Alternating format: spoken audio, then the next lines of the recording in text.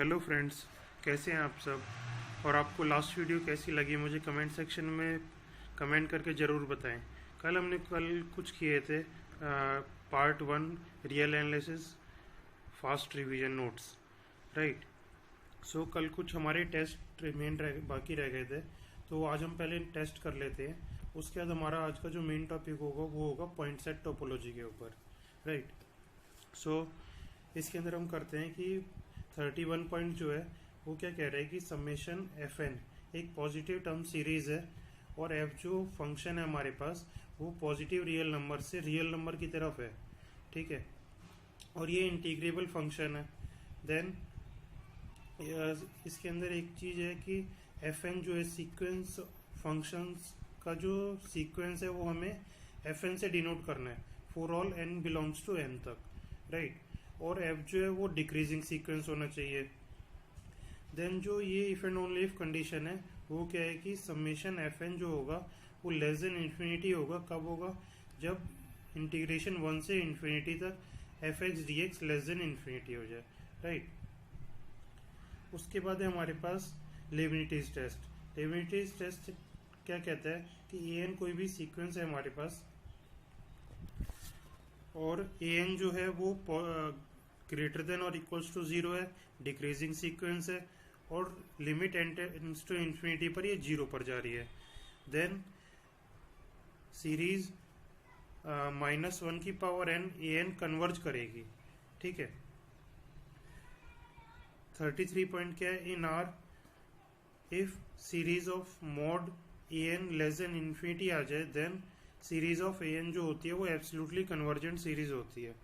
But अगर ये series mod of A N convergent ना आए तो हम कहते हैं इसको कंडीशनली कन्वर्जेंट सीरीज, ठीक है। 34 पॉइंट क्या है? 34 पॉइंट क्या है इसके अंदर? अगर हमारे पास ये अच्छा पॉइंट है, सीरीज ए एन ए को कन्वर्ज करे, बी एन बी को कन्वर्ज करे, ये एब्सोल्युटली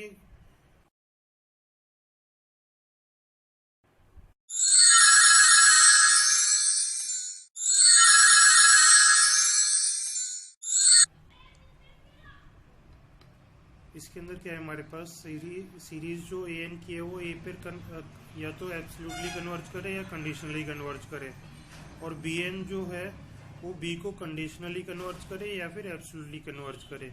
ये हमारे पास वाइस वर्सा कंडीशंस है।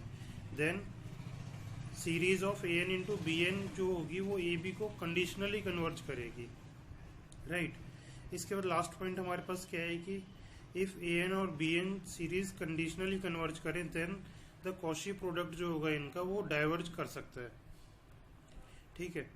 तो ये हमारा जो टॉपिक था ये ख़त्म हो गया। ख़त्म तो कुछ नहीं होता, बट हमने अपनी तरफ से एक बार फिनिश कर लिया, राइट। उसके बाद आज का हमारा जो मेन टॉपिक है वो है पॉइंट सेट टोपोलॉजी के ऊपर। अब पॉइंट सेट टोपोलॉजी के अंदर क्या क्या पॉइंट्स आएंगे हमारे पास? Interior point, open set, closed set, उसके बाद इनकी प्रॉपर्टीज, देन सेपरेटेड सेट वगैरह वगैरह, राइट। तो सबसे पहले आता है हमारे पास इंटीरियर पॉइंट। इंटीरियर पॉइंट हमारे पास वैसे तो मेन डेफिनेशन सबको पता होती है, इसको डिनोट करते हैं ये इंटीरियर से, और जो इसके आसपास पॉइंट्स होते हैं वो इन्फिनेटली मैनी पॉइंट्स होते हैं, राइट। जो सेट के अंदर हो वो इंटीरियर पॉइंट होगा। ओपन सेट क्या होता है? ओपन सेट को हम क्लोज्ड सेट की फॉर्म में डिफाइन कर देते हैं कि आर माइनस ए क्लोजर जो होगा वो ओपन सेट होगा, राइट। उसके बाद ये प्रॉपर्टीज है, for A is a subset of R to be open. अगर ओपन होना होगा उसको ए को तो ए मस्ट बी अनकाउंटेबल होना चाहिए। ये एक प्रॉपर्टी होती है ओपन सेट की, ठीक है। उसके बाद A lambda where lambda belongs to capital lambda, ये कलेक्शन है ओपन सेट्स का। तो arbitrary union of open set जो होंगे वो ओपन होते हैं। Arbitrary union of open set open होते हैं, and finite intersection of open set open होंगे, ठीक है। फिफ्थ पॉइंट क्या है? ए कोई भी सबसेट है आर का हमारे पास, ए क्लोज्ड कब होगा? जब उसके लिमिट पॉइंट जो होंगे वो ए के अंदर कंटेन होंगे। उसके बाद the subgroup of R R either dense in R और साइक्लिक।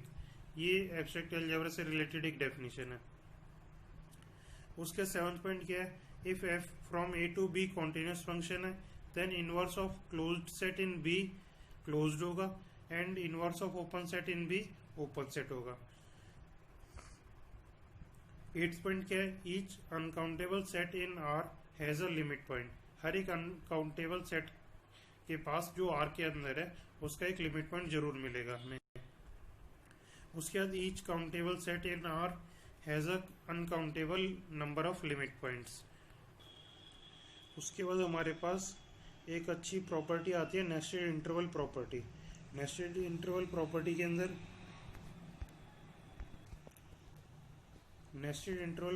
अंदर ये जो होती है ये एप्लीकेबल होती है क्लोज इंटरवल्स के लिए, ये एक पर्टिकुलर केस होता है, और कॉम्पैक्ट सेट के लिए ये होता है general case, but not necessary for the nest of closed set. Closed set के लिए ये जरूरी नहीं कि एप्लीकेबल हो। ठीक है, नेस्टेड इंटरवल प्रॉपर्टी में हमने लास्ट वीडियो में कंप्लीट कर ली थी। उसके बाद आते हैं हमारे पास सेपरेटेड सेट। सेपरेटेड सेट की डेफिनेशन क्या होती है कि ए और बी जो है जो नॉन एम्प्टी है सबसेट ऑफ आर है और A intersection B not is equals to phi है, मतलब इन दोनों के बीच में कुछ भी कॉमन नहीं है। Then A closure intersection B जो होना चाहिए वो फाई के इक्वल होना चाहिए और ए इंटरसेक्शन बी क्लोजर भी फाई के इक्वल होना चाहिए। तो ए एंड बी जो होंगे वो सेपरेटेड सेट हो जाते हैं। ठीक है, इसके बाद आर के अंदर हमारे पास ओपन प्लस ओपन जो सेट होते हैं वो ओपन होते हैं। Closed plus closed need not be closed, closed plus compact compact होते हैं, और कॉम्पैक्ट प्लस कॉम्पैक्ट कॉम्पैक्ट होते हैं। ठीक है, उसके बाद नोवेयर डेंस की डेफिनेशन आ जाती है ये, अगर ए क्लोजर का इंटीरियर फाई के इक्वल आ जाता है तो हम कहते हैं कि ये नोवेयर डेंस होगा। इसको हम बेसिकली इससे भी याद कर सकते हैं कि सी पहले आता है तो क्लोजर पहले आएगा, इंटीरियर फिर बाद में आएगा। ठीक है, उसके बाद आती है बेयर्स थ्योरम। बेयर्स थ्योरम क्या कहती है, R not equals to countable union of nowhere dense set. ठीक है, उसके बाद है F sigma set. F sigma set क्या होता है, a set is called a F sigma set if it can be written as a countable union of closed set. अगर हम किसी सेट को countable union of closed set की form में लिख दें तो वो होता है हमारे पास F sigma set. Similarly G sigma set क्या होता है, a set is called G sigma set if it can be written as a countable intersection of open set. ठीक है, अब इसके अंदर क्यू जो होता है वो एफ सिग्मा सेट होता है, इरेशनल नॉट है एफ सिग्मा सेट। क्यू जो होगा वो जी सिग्मा सेट नहीं होता। ठीक है, इसके बाद आते हैं हमारे पास इंपॉर्टेंट होता है कैंटर सेट। कैंटर सेट क्या कहता है, कैंटर सेट जो होता है इसकी प्रॉपर्टीज होती हैं कि ये परफेक्ट होता है, क्लोज्ड होता है, अनकाउंटेबल होता है, नॉट ओपन होता है, नोवेयर डेंस होता है, कंटेन्स कोई भी इंटरवल ओपन इंटरवल को कंटेन नहीं करता, और इसका जो मेजर होता है वो 0 होता है। ठीक है, इसके बाद है हमारे पास a non empty perfect set in R is uncountable. Non empty perfect set R के अंदर कोई भी लेंगे तो वो अनकाउंटेबल आएगा। थोमे फंक्शन जो होता है वो कॉन्टिन्यूस होता है इरेशनल पर और डिसकॉन्टिन्यूस होता है ऑल रेशनल्स पर। ये कॉन्ट्रा एग्जाम्पल के लिए बहुत काम आता है थोमे फंक्शन। ठीक है, उसके बाद है हमारे पास पूरा function F from R to R. DF क्या होता है हमारे पास, डीएफ होता है फंक्शंस के डिसकॉन्टिन्यूस का सेट। तो डीएफ जो होता है वो हमेशा एफ सिग्मा सेट होता है, और एफ सिग्मा सेट हमने ऊपर पढ़ा है कि ये countable union of closed set होता है। ठीक है, इसके बाद है एफ अगर कॉन्टिन्यूस है तो f inverse of open set open होगा, f inverse of closed set closed होगा। ठीक है, if f and g are from R to R coincide in some set D of R, then both functions are identically equal. दोनों function identically equal होंगे। उसके बाद है हमारे पास every linear transformation is continuous. ठीक है, हमारे पास Rn से Rn तक ट्रांसफॉर्मेशन डिफाइन है। उसके बाद है हमारे पास every open set in R can be written as a countable union of disjoint open interval. हर एक ओपन सेट को जो R के अंदर है उसको हम countable union of disjoint open interval में लिख सकते हैं। उसके बाद ये एक प्रॉपर्टी होती है, अच्छी प्रॉपर्टी होती है ये, कि f जो फंक्शन की ओपन, अगर ओपन सेट की इमेज ओपन जरूरी नहीं है, क्लोज सेट की इमेज जरूरी नहीं है क्लोज्ड हो, और बाउंडेड सेट की इमेज जरूरी नहीं है कि बाउंडेड हो। ठीक है। उसके बाद लास्ट पॉइंट है हमारे पास, there exist a open closed map, या तो ओपन होगा या क्लोज्ड होगा, which is not continuous. Continuous जरूरी नहीं है वो हो। जैसे कि डिस्क्रीट सेट ले लेते हैं हम, F X is equals to greatest integer function X. ठीक है, तो आज हमारा यहीं तक है। बताना आप कैसी लगी आपको वीडियो। उसके बाद हमारा जो टॉपिक आएगा वो मीट्रिक स्पेस का आएगा, देन रिमान इंटीग्रेशन, उसके बाद इम्प्रॉपर इंटीग्रल। ये टॉपिक्स बचे हैं हमारे पास।